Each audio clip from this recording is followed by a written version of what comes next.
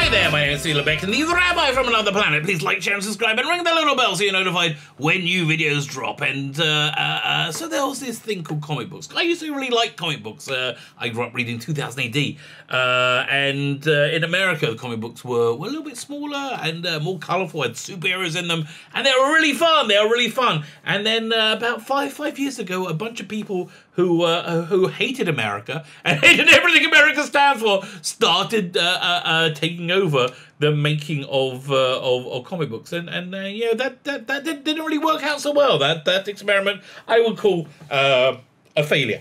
So what happened in reaction to that? This is just a little potted history. What in reaction to that is these crazy people who hate America, and hate Western civilization and all the values therein. These people, they drove out anybody who didn't hate America, drove them out for the industry, and they said, well, if you don't like it, make your own comic books. Yeah. So then they said, well, okay, we will, and they went ahead and made their own comic books. A loose movement was formed called Comic Skate. It's a hashtag more than a group, I would say, and they did very well. They make comic books that people who like comic books tend to like, and so they're making a lot more money, on average than the people in the industry. So this group, Comic Skate, was then targeted and called a hate group, especially in the last few weeks. And I thought it was a bit weird, this like stepping up of this rhetoric. And now we found out why. It's because the comic book industry just ended. DC Comics just imploded, which is what we're going to be talking about. But the most interesting thing about this story is that DC Comics, moving forward, seems to be it's going to be a Comic Skate company. It's going to have all the Comic Skate ideals to it. So that's what we're going to be talking about.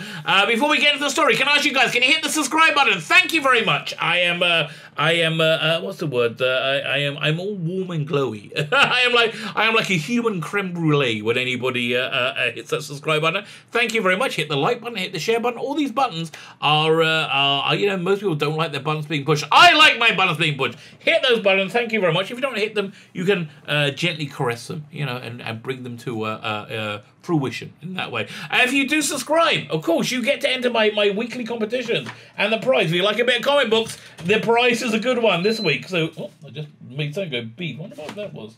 I turned my air conditioning off. Did I turn my air conditioning off? I did! Look at that. There we go. Now I turn it back on again. Sort of. No. Yeah, now it's on. Fine. So the prize this week is a whole bundle of Doctor Who comic book graphic novels. We've got Mark of Mandrogona.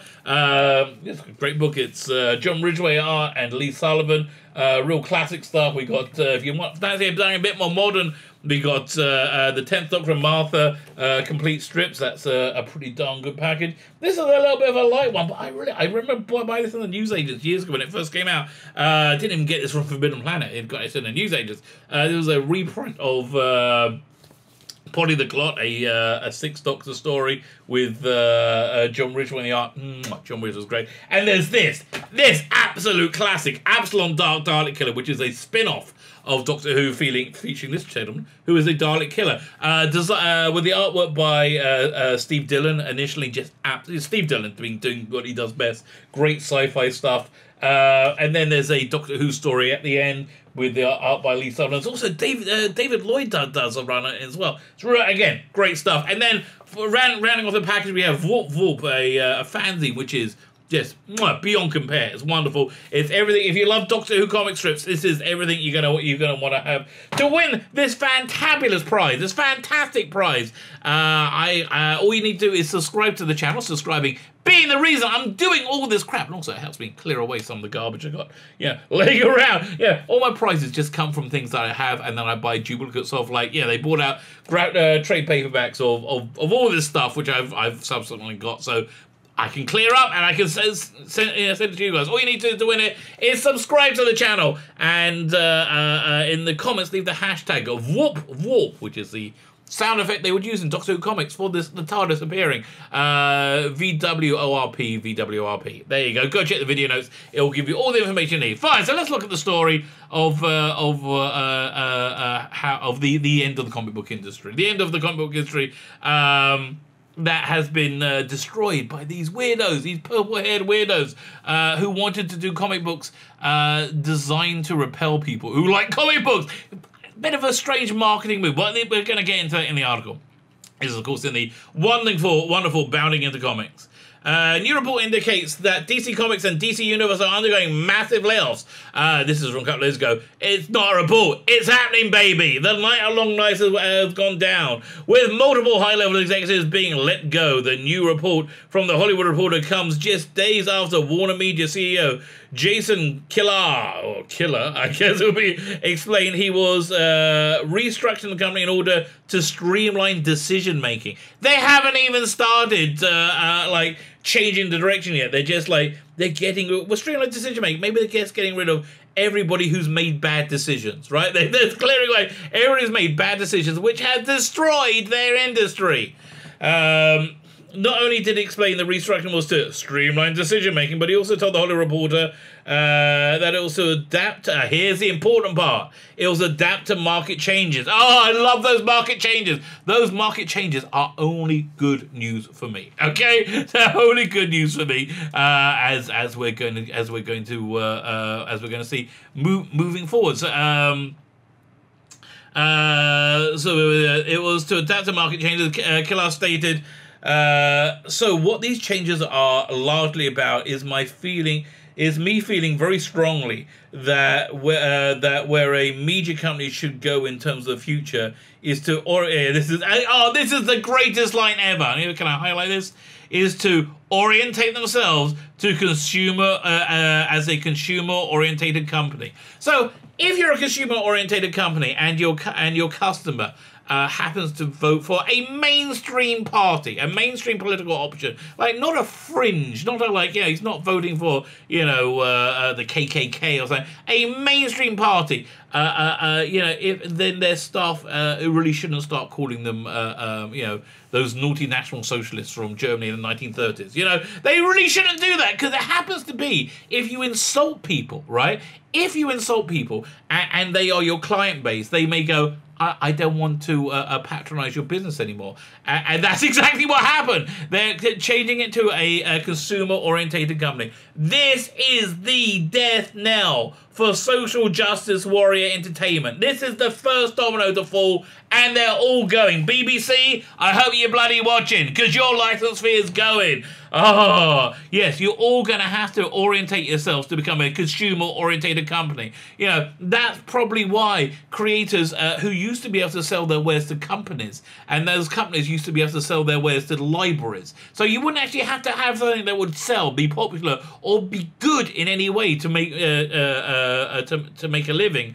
That's over. That's over. And so they could happily go onto social media and call their customer base Istanphobes and all the other terrible things that they've been doing for the last few years. So I'm sorry if I don't have a dry eye for these many layoffs or these people that have caused this destruction. I am salivating with anticipation for this to spread across the rest of media, for the rest of media to become consumer-orientated. What's the word again? Consumer-orientated companies. That's what I love it.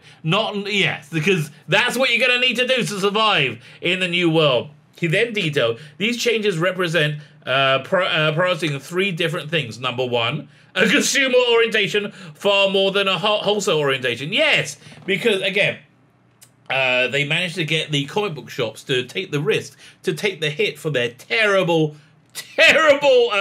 public relations when they have creators just go on and call people the most terrible things. Over and over again. That's over. That freedom, that arrogance that these terrible creators had, which really they weren't even very good at their jobs, to lash out and to attack their customers, their paying customers. That's over. Comicsgate 1, baby. Comicsgate 1.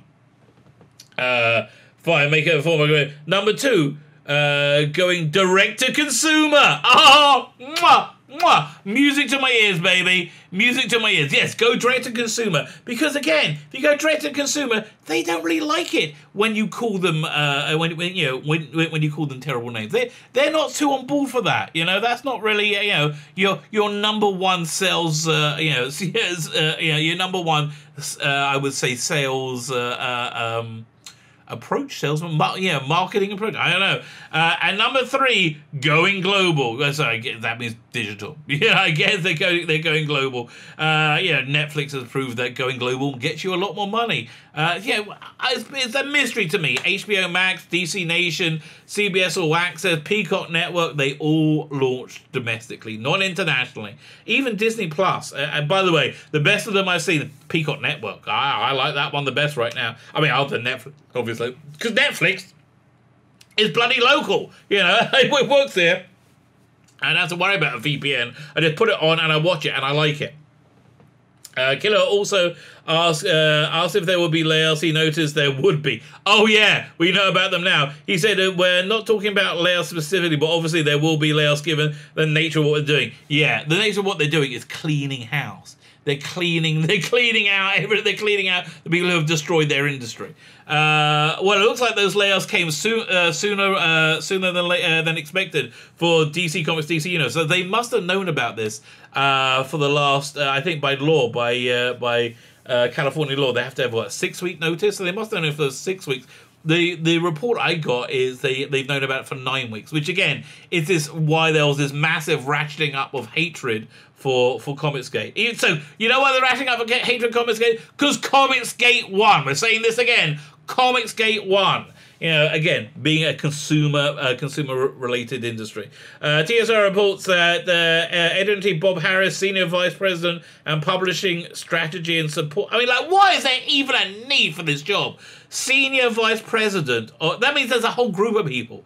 Senior Vice of Publishing Strategy and Support Services. Like, what does he actually do? Honestly, you gotta make comics and sell them. I don't know. Vice President of Marketing and Creative Services, Jonah Weiland. Vice President of Global Publishing Initiatives. His job is to come up with ideas how to publish globally. Really? I can do that in my basement. I do that in my basement. And digital strategy, digital strategy, Bobby Chase, Senior Story Editor, Brian Cumming. Oh, Brian Cumming, he came in by doing, he was a creative. He wrote Fables, which wasn't very good. I think, was it Fables or was it it was some Sandman spin-off, it wasn't very good. And Executive Editor Mark Doyle were all out. Yeah, Mark Doyle was not, did not do so well, I think. In fact, they reported that roughly 1/3 of DC's editorial ranks are being laid off, according to sources, which includes, I think they're going to get to it.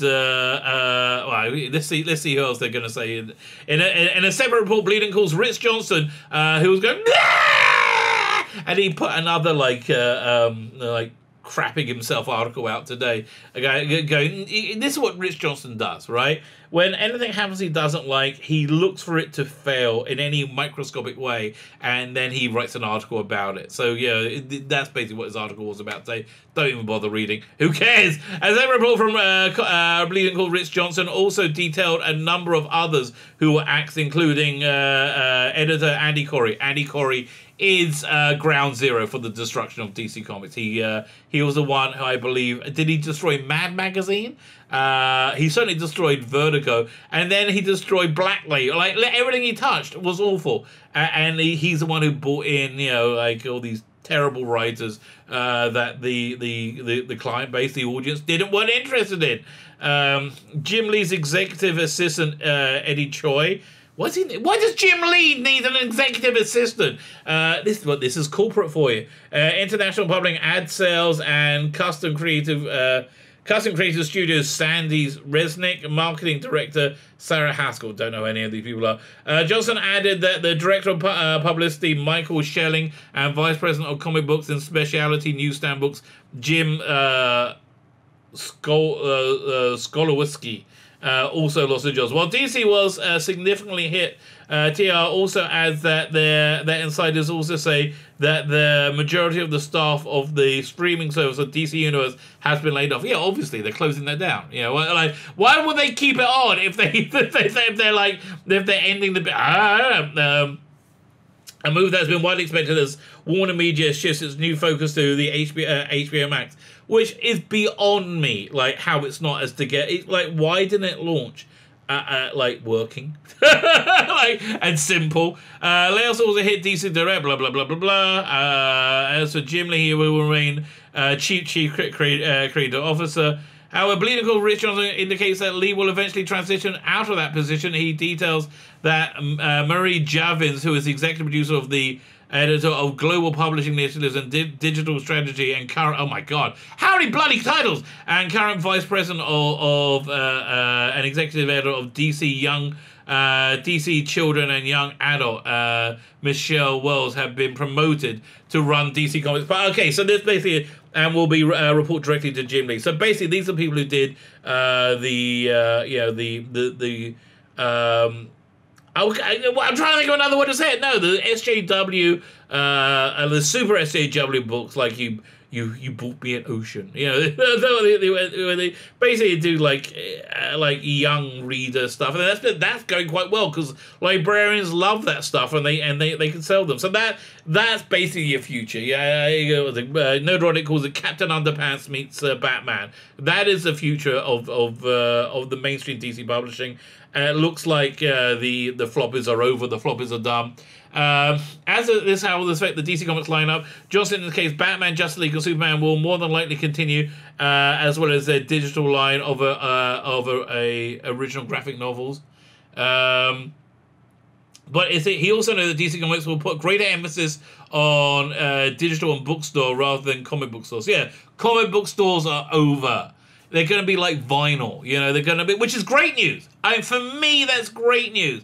It means it levels the playing field for people like me. I started this channel so I could sell my comics to you. That's why, in a nutshell, I started this channel, but specifically so I could sell my comics to you. I've been working on this one. Let me see if I can find a.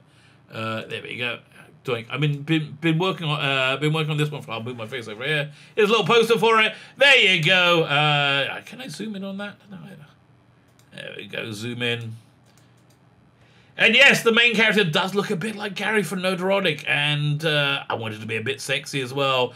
So yeah, look, this is what I'm working on now, and I'm just waiting for my channel to get big enough so I can think I would actually sell a few copies. But basically, they're going to be focusing. The floppies are over. They're going to be focusing on better products, like rather than 22 pages, they're going to be 80 pages long. They're going to be more lovingly produced. They're going to be better produced. I just think this is good news. This is good news for the actual creativity of comics, because because now we got to a point where you've got to really love your comics. You've got to really love your comics to be able to make your comics. These are not like stepping stones on the way to get your Netflix deal.